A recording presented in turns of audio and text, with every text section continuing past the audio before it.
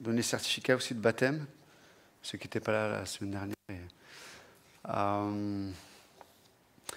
Famille Linguet, peut-être je te donne, donc il y a la maman de Marie-Louise qui est partie, elle a déménagé. Donc tu pourras lui remettre, je ne sais pas, d'une façon ou d'une autre, on lui enverra. Ouais. Pascaline, elle est là. Tiens, je te donne le certificat de baptême. Voilà. C'est chouette. Julien. Ah, il est là, Julien. Aussi, félicitations pour ce baptême. Et tu pourras le donner à Paloma, celui-ci. Elle doit travailler les enfants, peut-être. Elle est malade. Ah, ok. Mais tu pourras lui remettre, de notre part. Ok. Et Agathe, c'est bien. Sam, vous avez survécu? Ok, ils sont partis un mois en Afrique, à l'aventure en plus, hein, avec une tente et un sac à dos. Quasiment. Ok. C'est bien d'être là. L'Institut commence, les inscriptions cet après-midi. C'est pas ce lundi, c'est l'autre lundi que ça commence. Et vous avez vu, je suis habillé pareil que sur la photo. Le même pantalon, la même chemise, la même cravate, la même tête. C'est vraiment pour montrer que il faut s'inscrire. Non, mais c'est vraiment chouette. C'est une opportunité. On a eu avec Pasteur Georges le contact avec un frère qui est en Algérie, à la zone Kabyle, et on s'est parlé sur Skype. Farid, il s'appelle. Donc, avec sa famille, avec l'accord de son pasteur, il désire vraiment connaître la parole de Dieu, s'enrichir de la parole de Dieu. Donc il va s'inscrire au cours et essayer de faire le diplôme. Donc il nous disait qu'il y avait tous les jours des conversions, c'était vraiment extraordinaire ce qui se passait là-bas. Mais voilà, juste de voir le privilège, c'est vrai que nous avons sur place de pouvoir prendre des cours. On a d'autres personnes qui sont à l'extérieur de l'Église aussi, qui désirent s'instruire, approfondir les réalités qui se trouvent dans la parole de Dieu. Et je pense que c'est vraiment une grâce et un privilège que Dieu nous fait d'avoir cet institut au milieu de nous. Et donc, ne soyons pas, vous savez, hein, c'est ceux qui sont des fois les mieux lotis qui oublient les privilèges qui sont les leurs. Donc, juste demandons à Dieu qui nous aide à avoir une objectivité sur ce qu'il nous donne à ce niveau-là. Donc, je vous encourage, encore une fois, personne n'est rémunéré pour l'Institut. On le fait bénévolement avec Pasteur Georges, les enseignants, etc. Le prix de l'Institut est juste pour le fonctionnement de l'Institut. Mais à part ça, le but, c'est vraiment d'équiper chaque croyant à vivre ce qu'il doit vivre avec Dieu. Certains, c'est être équipé pour vivre sa vie d'époux, d'épouse, dans l'éducation, de sa vie avec Dieu aussi. Parce qu'on peut se satisfaire de la médiocrité, même avec Dieu, comme on se satisfait des fois de la médiocrité dans les relations humaines. Mais Dieu nous donne l'opportunité de vivre une forme d'excellence, pas parce que on est mieux que les autres, loin de là, mais parce que Christ est excellent. Et que c'est la grâce qui nous permet de tendre à l'excellence dans tout ce qu'il nous propose. Et aussi, peut-être certains vont recevoir au travers des cours, Dieu va éveiller leur oreille, leur cœur, peut-être pour marcher sur les eaux, dans des domaines de leur vie, dans l'histoire de leur vie, parce que c'est au banc de l'Institut que j'ai pris des décisions importantes pour ma propre vie. Et donc c'est vraiment extrêmement important. Et certains déjà ont un désir, un appel de marcher avec Dieu, d'être des ouvriers, des ouvrières dans la moisson à laquelle Dieu nous a appelés à travailler. Et évidemment, c'est l'opportunité parfaite d'être équipé pour être efficace dans le royaume de Dieu. C'est aussi un moyen à l'Institut, ça c'est important, de découvrir qui nous sommes en Christ. Et d'être efficace dans ce que l'on fait pour Christ, c'est important de savoir qui nous sommes en Christ. Parce que notre identité est en Christ. Notre identité n'est pas dans ce que l'on fait pour Christ, mais elle est en Christ. Donc, et ça, c'est extrêmement important. Ok, mais on en parlera d'autres occasions. On va se lever, s'il vous plaît, on va lire l'Écriture ensemble, la parole de Dieu.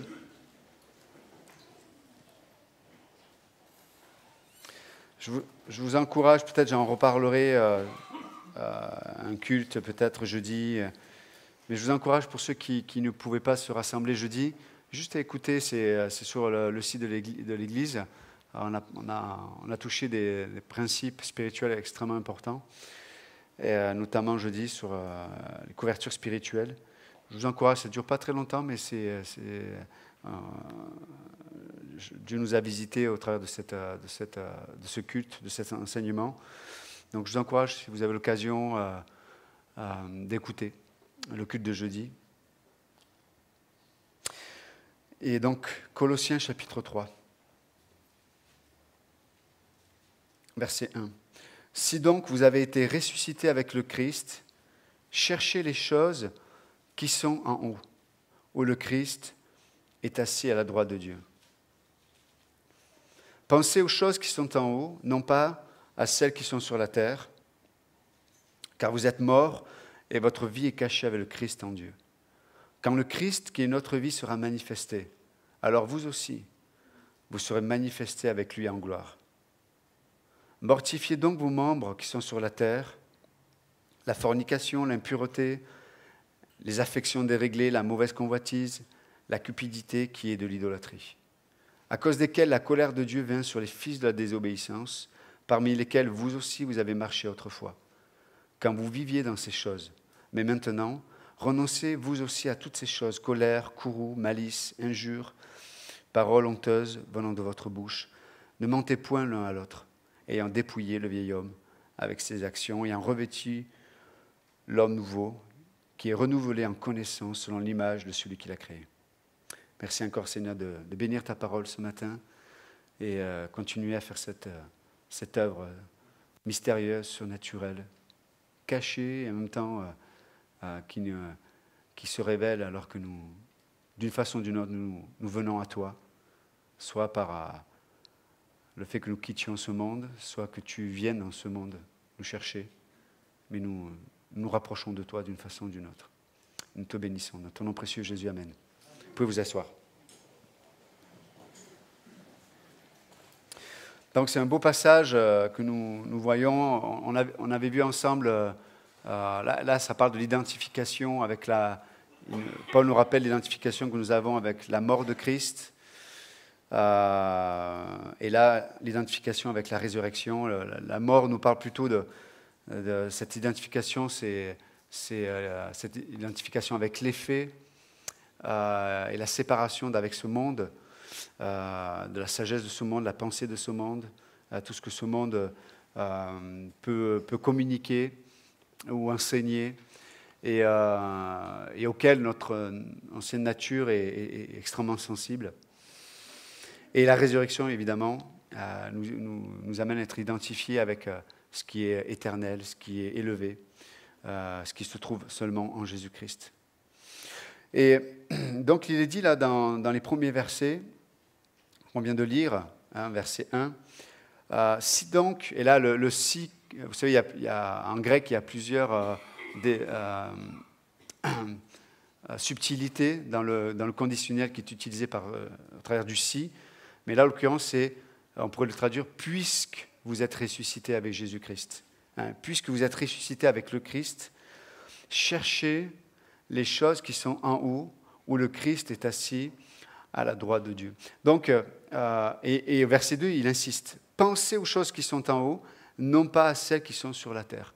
Donc, il y a dans ces deux premiers versets une insistance de Paul pour le croyant de chercher les choses d'en haut parce que nous sommes ressuscités avec Christ. C'est la conséquence.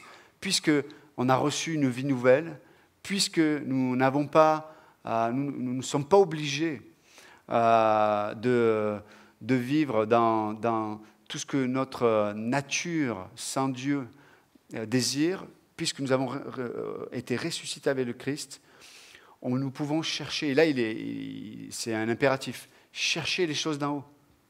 Chercher les choses d'en haut. Où le Christ est assis à la droite de Dieu. Et pourquoi il nous dit de chercher? C'est que, évidemment, on cherche parce que ce n'est pas une évidence. Ce n'est pas visible. Christ est assis à la droite du Père. Est-ce qu'on peut le voir ce matin, qu'il est assis à la droite du Père? Non. Nous avons le témoignage de la parole de Dieu qui nous dit qu'il est assis à la droite du Père. Mais avec nos yeux, nous ne voyons pas qu'il est assis à la droite du Père. Avec nos yeux, nous ne voyons pas. Peut-être que nous sommes ressuscités avec le Christ. Avec notre regard, avec nos perceptions diverses et variées, nous voyons beaucoup de choses. Mais nous ne voyons pas ce que Christ a fait de nous et ce que Christ est et là où Christ demeure. Et comme le rappelait Dario dans l'introduction, Pierre a désiré aller rejoindre Jésus là où il était. Et là, en l'occurrence, c'est la même chose. Parce que nous sommes ressuscités avec Jésus-Christ, si nous cherchons les choses d'en haut, il y a comme un témoignage de l'Esprit Saint en nous qui nous dit c'est ça. Et puis après, il dit, mais affectionnez-vous, pensez aux choses d'en haut. Encore une fois, c'est un impératif. Ça veut dire que ce n'est pas quelque chose qui vient spontanément. Ce n'est pas quelque chose de naturel. Ce n'est pas quelque chose qui est palpable, qui est évident. Lorsqu'on les cherche et lorsque Dieu nous rencontre dans cette recherche, ça devient évident. Mais entre le moment où nous cherchons, entre le moment où nous pensons et le moment où Dieu nous rencontre, il y a une expression de foi. On doit croire ce que l'Écriture dit. Et très souvent, nous cherchons beaucoup de choses dans ce monde. Certains d'entre nous, on cherche une bonne situation, on cherche à ce que nos relations soient les meilleures possibles, nous cherchons le meilleur pour peut-être nos enfants, nous cherchons le meilleur pour notre santé ou la santé de ceux que nous aimons. Nous cherchons beaucoup de choses. Et ces choses, elles sont bonnes, elles ne sont pas mauvaises en soi. Mais pour autant, l'Écriture nous donne une priorité, un ordre de priorité. Et cet ordre de priorité, c'est chercher les choses d'en haut, là où le Christ est assis à la droite de Dieu. Entre parenthèses, le fait que l'apôtre nous dise que Christ est assis à la droite du Père, ça nous montre la réalité parce que la droite, c'était la place d'honneur, et on voit que Christ a une place d'honneur à la place de celui qui règne dans l'univers. Donc, on voit que, parce que Christ est assis à la droite du Père, ça démontre qu'il a un royaume, qu'il a un règne qui est différent. Donc, en cherchant les choses d'en haut, là où Christ est assis à la droite de Dieu, ça nous rappelle aussi que nous devons fonctionner avec d'autres moyens, d'autres pensées, d'autres règles que le royaume de ce monde peut-être nous propose. Et donc, c'est ce que Paul est en train de dire là. Et là, il nous dit une chose, verset 3, « Car vous êtes morts, et votre vie est cachée avec le Christ en Dieu. » Et puis, verset 4, il nous dit, « Mais quand le Christ paraîtra, quand il sera manifesté, nous aussi, on sera manifestés. » Donc, Paul nous dit de chercher des choses qui ne sont pas visibles. Il demande de croire quelque chose de nous-mêmes que peut-être nous ne voyons pas encore. Il nous demande de fonctionner selon un royaume qui n'est pas en position, à nos yeux, de règne, parce que nous voyons totalement autre chose au milieu de nous. Et malgré tout cela, Paul nous dit, mais cherchez, affectionnez-vous, pensez fortement. C'est intéressant parce que si vous regardez en grec, le mot chercher, ça signifie chercher avec ardeur, c'est fixer avec attention, avec détermination les choses d'en haut. C'est ça le mot chercher en grec. Donc ça montre que ça lie la concentration, ça lie la détermination, la conviction. Donc on voit qu'il y a une forme de... comme dit Jésus, ce sont les violents qui s'emparent du royaume de Dieu. Il y a une forme de détermination, de conviction et de de concentration sur un objectif déterminé. Et ça, c'est notre part. C'est la part de chacun. Et si nous ne le faisons pas, automatiquement, nous allons chercher autre chose. C'est ce que la suite nous dit. C'est malheureusement la cause à effet. Si je cherche au bon endroit, si je cherche les choses d'en haut, il y a des conséquences. Si je ne cherche pas les choses d'en haut, il y a des conséquences. C'est comme ça. Ce sont des réalités. Et donc, il dit chercher, je vous ai donné la définition, il dit après penser ou affectionnez-vous sur les traductions. Et littéralement, c'est penser, concevoir, s'affectionner, revêtir des sentiments, aspirer à, distinguer, agir, penser. Voilà, on voit, donc tout converge au fait que nous devrions être les croyants devraient être, les croyants nés de nouveau devraient être des gens qui sont concentrés, qui sont déterminés. Alors, si vous lisez la suite, on voit qu'il y a évidemment beaucoup d'empêchements pour vivre ça, pour penser comme ça. Il y a aussi un standard qu'on ne doit pas se mettre qui n'est pas à ma portée non plus. Chercher les choses d'en haut, ça doit être à la portée de ma capacité aujourd'hui. Si je veux chercher les choses d'en haut en ayant le même emploi du temps qu'un tel ou un tel, peut-être je vais être déçu. Parce que je vais me fatiguer. Et ce n'est pas forcément par ce moyen-là que je vais trouver Dieu. Donc chacun à notre niveau, peu importe les situations, peu importe les empêchements, peu importe l'opposition, l'Écriture nous ordonne. Je sais que ce mot, on n'aime pas trop, mais pour autant, c'est dans la Bible. L'Écriture nous ordonne avec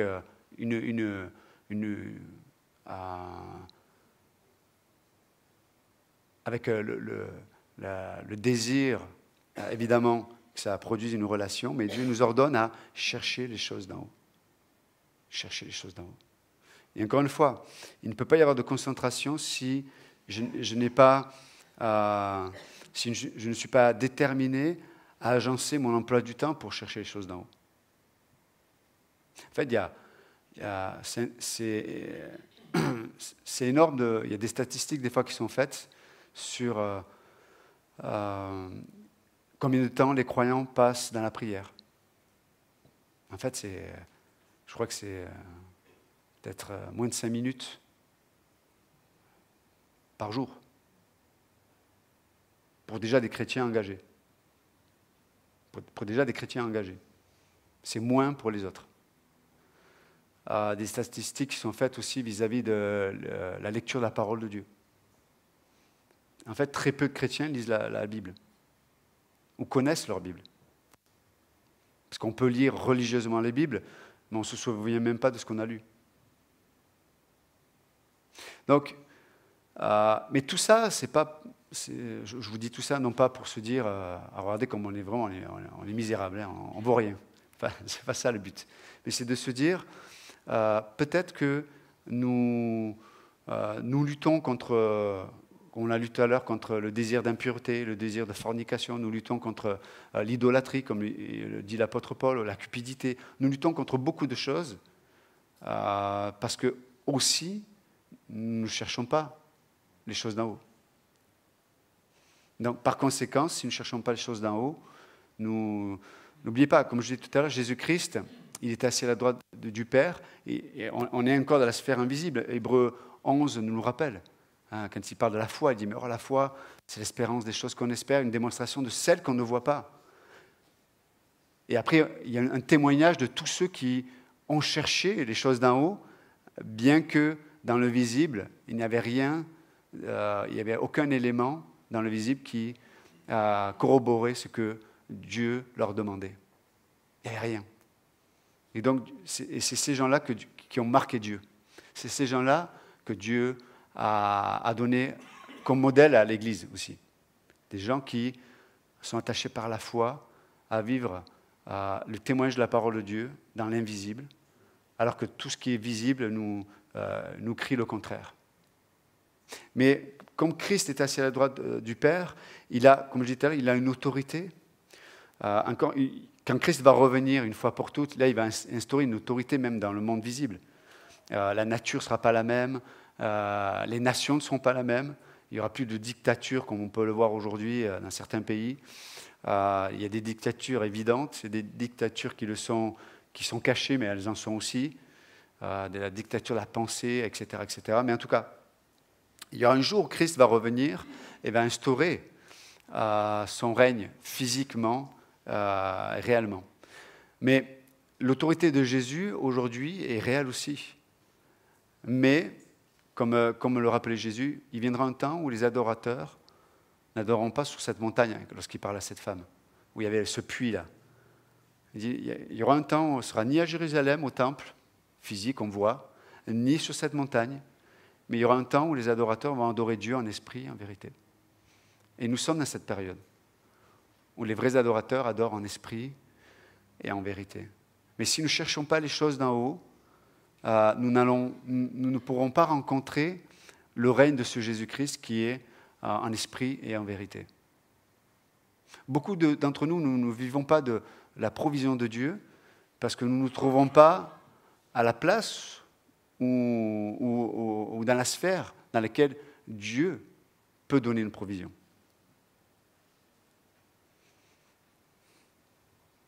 Donc, premièrement, Dieu nous appelle alors que nous cherchons les choses d'en haut, nous allons rencontrer sa provision.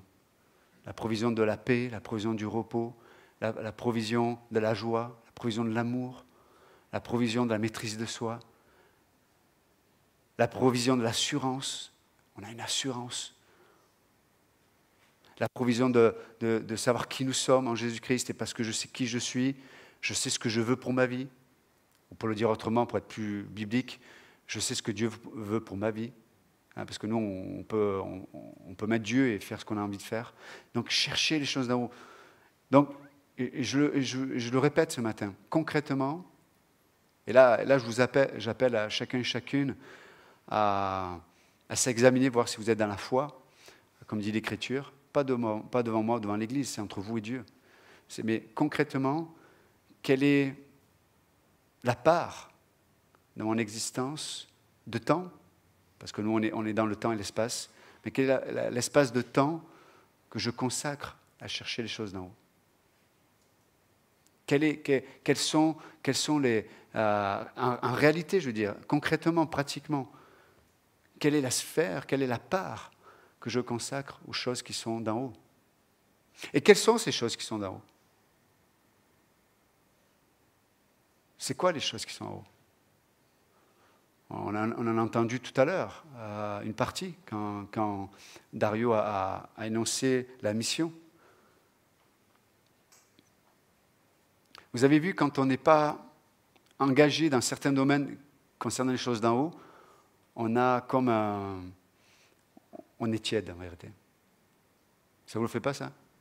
On peut voir un pasteur Arnold, on peut entendre des missionnaires, on peut entendre des choses, mais il y a comme on est éloigné de ces choses-là. Il y a comme un éloignement dans le cœur, un éloignement dans la conscience. C'est que, ok, on entend des choses, mais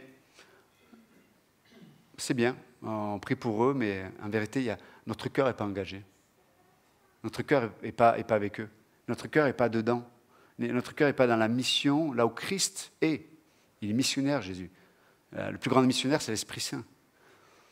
Et vous avez vu, là où on n'est pas de cœur engagé, il y a un décalage. Il y a un décalage. Je peux donner l'exemple de la parole de Dieu, de l'étude de la parole de Dieu. Si mon cœur n'est pas concentré, déterminé là-dedans, il va y avoir un décalage. C'est-à-dire qu'on entend des informations qui se passent dans l'Église, mais il y a un décalage entre mon cœur, mon emploi du temps, mes envies, mes passions, et ce que Dieu me propose. Et après, c'est ce qui amène le croyant à devenir de plus en plus tiède. pour les choses de Dieu. On n'est pas tiède pour les choses de Dieu quand ça concerne ma vie. Quand ça concerne ma vie, mes besoins de ma vie, bon là on est moins tiède. Mais je pense que le royaume de Dieu, quand je dis je pense, je suis un peu ironique, le royaume de Dieu dépasse les sphères de ma vie. Hein? C'est pas juste Seigneur, voilà ce qui se passe, voilà ce que j'ai besoin dans ma vie, voilà ce qui se passe dans ma famille. Mais on ramène tout à quelque chose qui est petit, quoi. Quelque chose qui est petit. Et notre vision de Dieu va être petite. Et même, on va tellement avoir une vision petite qu'on va désirer voir un Dieu visible, comme le peuple d'Israël. Dieu était ce Dieu extraordinaire qui intervenait, etc. Mais la première occasion, quand Moïse est monté sur la montagne pour recevoir les tables de la loi, qu'est-ce qu'ils ont fait? Ils ont fait un Dieu visible, le veau d'or. Ils ont fait un Dieu visible. Et beaucoup de chrétiens aujourd'hui vivent avec, font tout leur effort pour faire un Dieu visible. Ça s'appelle l'idolâtrie. Hein. Même si vous mettez Jésus comme nom là-dessus. Donc la parole de Dieu nous dit, mais souvent dans l'Ancien Testament, il dit, mais élargissez les cordages de votre tente, faites de l'espace, mais pour Dieu.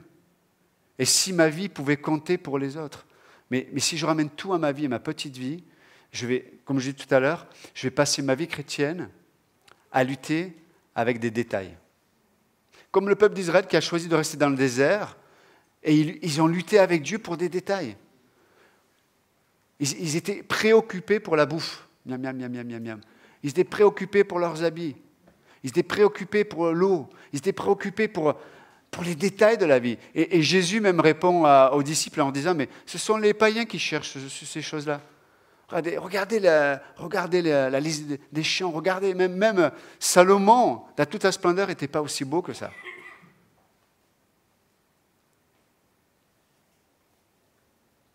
Et Paul nous le dit, mais cherchez avec cette concentration, ardeur, avec conviction les choses d'en haut. Et c'est ce qu'on s'efforce de faire avec les anciens de l'Église. C'est d'amener les éléments qui vont faire que les croyants, parce que nous sommes un corps, il n'y a pas le stade de l'Église de la grâce et les gens qui viennent à l'Église de la grâce. C'est nous, c'est vous, c'est moi, je veux dire, moi, je peux être là, demain, Dieu m'appelle ailleurs, et vous allez continuer à marcher avec Dieu, et j'espère, dans l'église où Dieu vous appelle, peu importe. Mais c'est nous, c'est vous.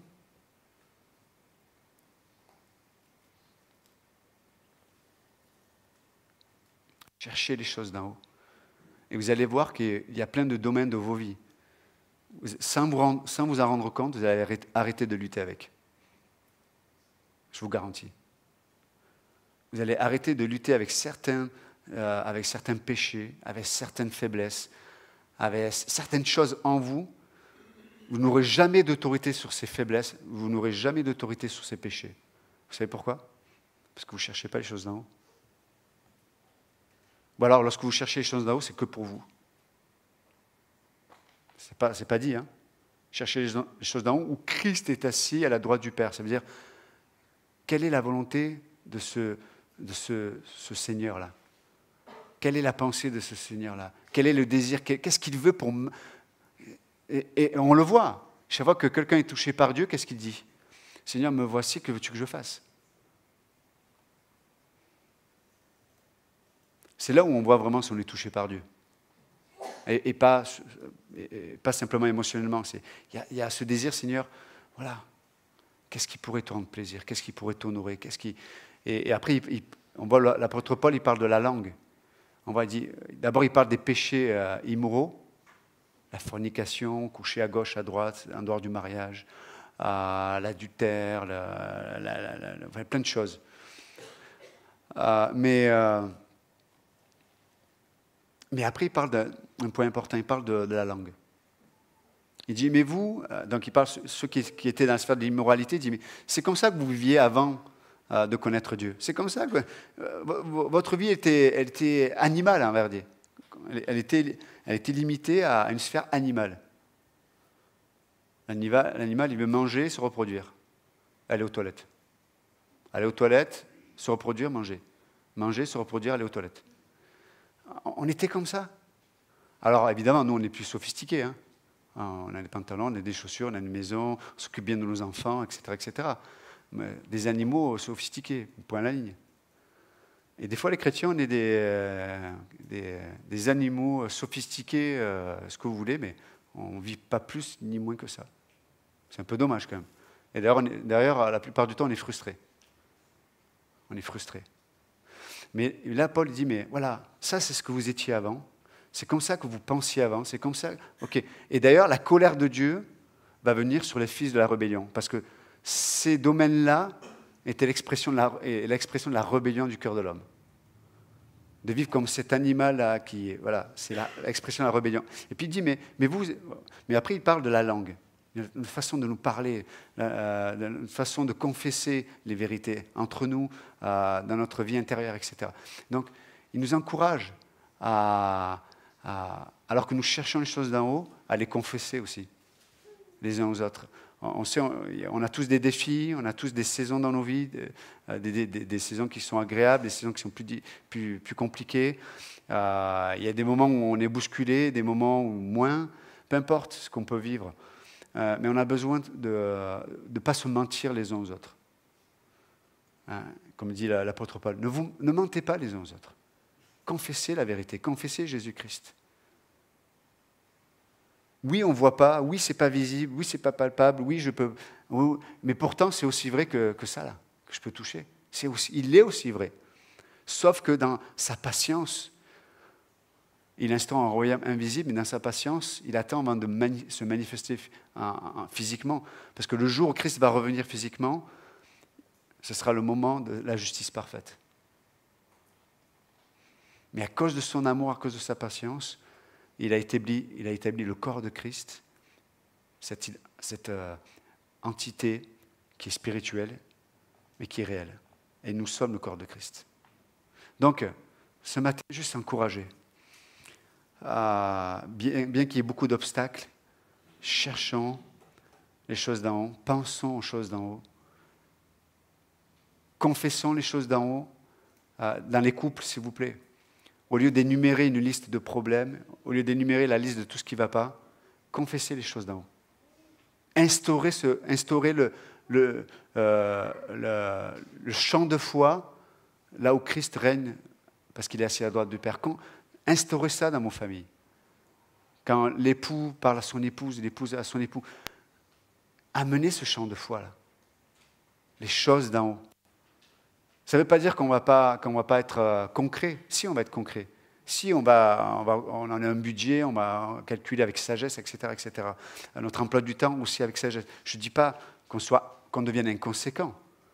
Mais il faut que notre raison ne soit pas dans l'ordre de priorité la chose première. C'est la foi qui est première. Et la foi, elle fait écho à la parole de Dieu. Parce que la parole de Dieu nous révèle les choses invisibles, mais qui sont réelles, vraies. Donc, amenez un champ de foi dans vos relations. Amenez un champ de foi aussi dans l'éducation. J'ai déjà dit, mais il y a des termes qu'on ne devrait pas utiliser pour parler de nos enfants. C'est un démon, c'est un monstre, il est menteur, il est ceci, il est cela. Mais je veux dire, c'est pas du tout l'expression de quelqu'un qui chercherait les choses d'en haut, quand on parle de cette façon-là, de nos enfants. Peut-être ils sont ce qu'ils sont parce que vous n'assumez pas ce que vous devriez assumer aussi. Des fois, on voit des enfants qui sont ingérables, mais parce qu'à la maison, on ne fait pas ce qu'il faut. Quand ils sont petits, une bonne fessée, ça fait du bien. Hein? On sait que le cerveau n'est pas là, hein, mais ça aide au cerveau à réfléchir. Et ça n'a jamais tué personne. Qui a pris une fessée ici? Ok. Et apparemment, vous êtes pas mal. Apparemment, vous êtes pas mal. Qui n'a jamais eu de fessée? Ah ben c'est pour ça. C'est pour ça. C'est pas obligé, hein, la fessée. C'est pas obligé. Mais vous comprenez ce que je veux dire? C'est que des fois, notre langue confesse ce que dans nos cœurs, nous n'assumons pas. Donc, un enfant, l'espace que tu vas lui laisser, lui donner, ben, il va. Alors, je sais qu'il y a des enfants c'est plus compliqué que ça. Je ne veux pas caricaturer, d'accord? Mais quand même, souvent, les enfants reflètent l'éducation ou l'intérêt, des fois trop d'intérêt, dans le sens, il y a une forme d'idolâtrie, notamment souvent les mamans, elles idolâtrent leurs enfants. Elles trouvent leur identité, en vérité c'est égoïste, hein. Je trouve mon identité dans mon enfant. Et donc en fait tu n'es pas objectif et tu ne peux pas l'aimer avec le cœur de Dieu, ce n'est pas possible. Donc tu vas faire beaucoup d'erreurs. Donc voilà, il y a toutes ces choses-là, on peut les corriger en cherchant les choses d'en haut. Mais qu'est-ce que ça a à voir avec l'éducation? Ça a tout à voir, tout est à voir. Tu cherches les choses d'en haut, tu vas avoir une sagesse pour le temps présent.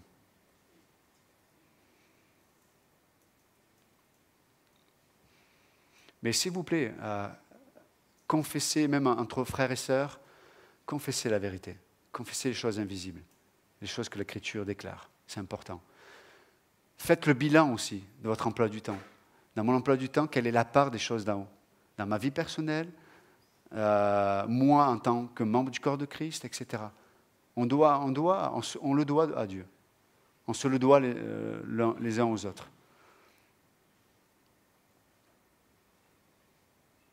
Et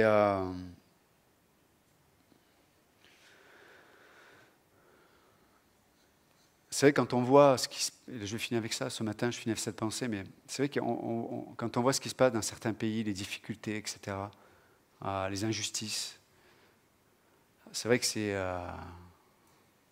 énervant. Mais ce qui devrait nous énerver le plus, c'est de voir des dizaines, des centaines, des milliers de personnes aller en enfer.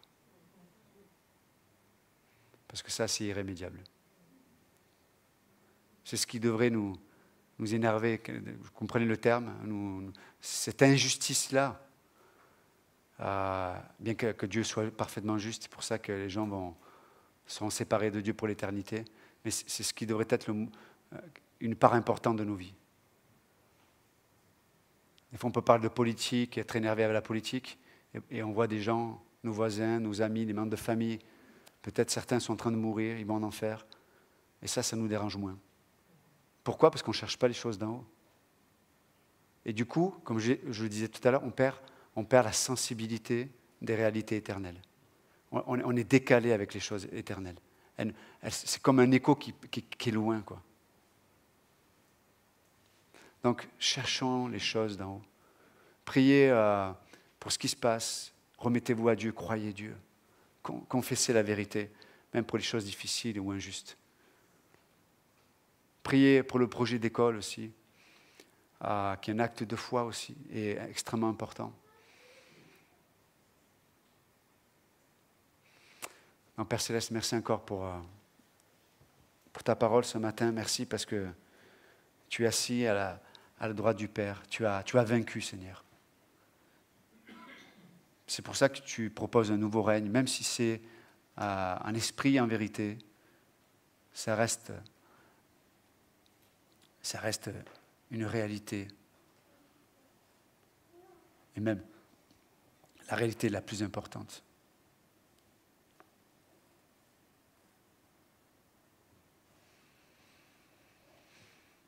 Si ce matin quelqu'un ne connaît pas Jésus-Christ, la Bible dit que si aujourd'hui tu entends sa voix, n'endurcis pas ton cœur. Pour le dire autrement, arrête de mettre tes excuses devant toi pour ne pas faire ce choix. N'endurcis pas ton cœur. La Bible dit que c'est aujourd'hui, c'est maintenant le jour du salut, dans l'Épître aux Hébreux.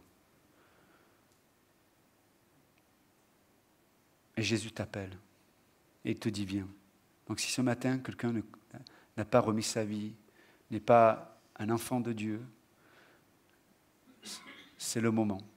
Et vous pouvez juste dire à Jésus, Jésus, je reconnais que je suis pécheur, je reconnais que je suis loin de toi, je reconnais que, comme on l'a entendu ce matin, je suis un enfant de rébellion. Et pourtant, je crois maintenant que c'est à cause de ça que tu es mort à la croix, à cause de mes péchés. Que tu as choisi par amour de mourir pour moi. Je crois que tu m'aimes. Je crois que tu as été enseveli. Je crois que tu es ressuscité. Et que tu es vivant aujourd'hui. Je veux t'accepter comme mon Sauveur et mon Seigneur ce matin. Si ce matin vous avez fait cette prière, alors que les têtes sont baissées, les yeux sont fermés, si ce matin vous avez pris cette décision d'accepter Jésus-Christ comme votre Sauveur, devant Dieu, juste par un pas de foi, vous pouvez juste lever votre main. Rapidement. Devant Dieu. Si quelqu'un ne connaît pas Jésus-Christ, vous avez prié pour le recevoir comme votre Sauveur, vous pouvez juste lever votre main et dire, Jésus, je t'accepte.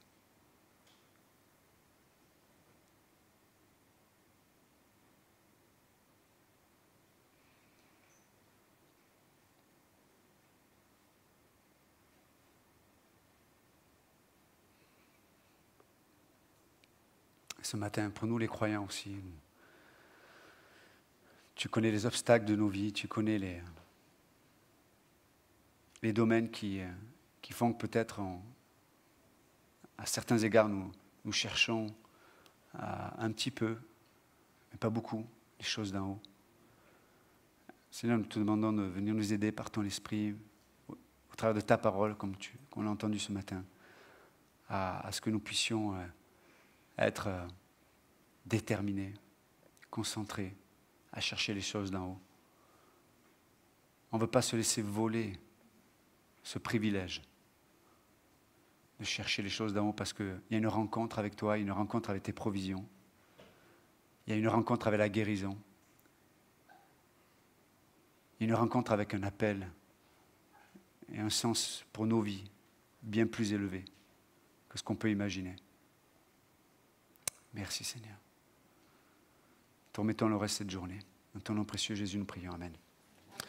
Que Dieu vous bénisse. Merci.